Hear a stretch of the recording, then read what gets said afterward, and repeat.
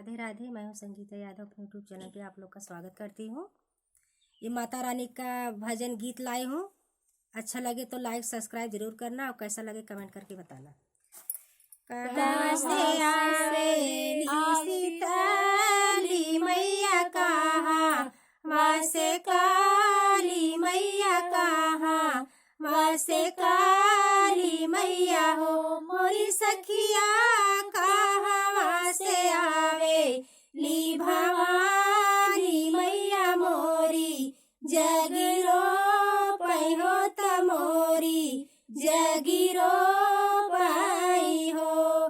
पूर्व से आवेली सीताली मैया, पश्चिम से हो काली मैया, पश्चिम से हो काली मैया हो मोरी सखिया, विंध्याचल से आवे ली भवानी मैया मोरी, जगिरो पैहो तमोरी, जगिरो पाई हो। केतुआ से आवे ली सीताली मैया, केतुआ चढ़ी काली मैया, केतुआ चढ़ी काली मैया हो मोरी सखिया, केतु चढ़ी आवे ली भवानी मैया मोरी, जगिरो पैहो तमोरी, जगिरो पाई हो।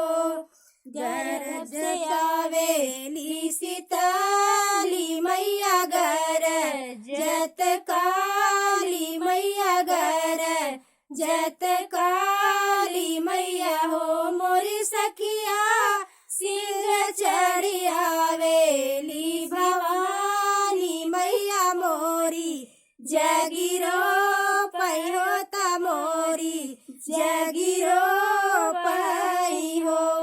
कहाँ बैठाऊं सीताली मैया, कहाँ वापे काली मैया, कहाँ वापे काली मैया हो मोरी सखिया, कहाँ पे बैठली भवानी मैया मोरी, जगिरो पैहो तमोरी, जगिरो पाई हो।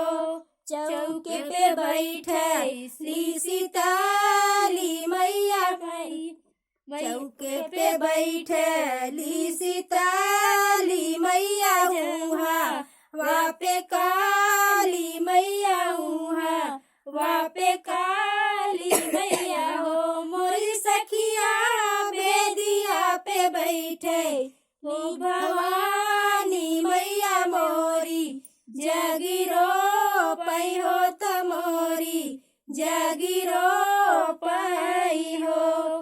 काऊ खियावै से सीताली मैया, काऊ काली काली मैया, काऊ खै काली मैया हो मोरी सखिया, काऊ खै है मोरी भवानी मैया मोरी, जगिरो पैहो तमोरी, जगिरो पाई हो।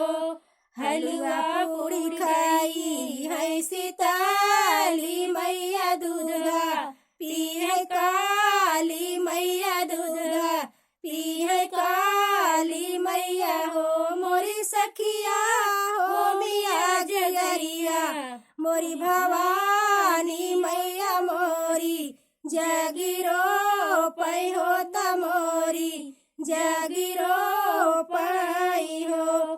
कावना शिष्या देह सीताली मैया, कावन न हो काली मैया, कावन न हो काली मैया हो मोरी सखिया, कावन शिष्या मोरी भवानी मैया मोरी, जगिरो पैहो तमोरी, जगिरो पाई हो।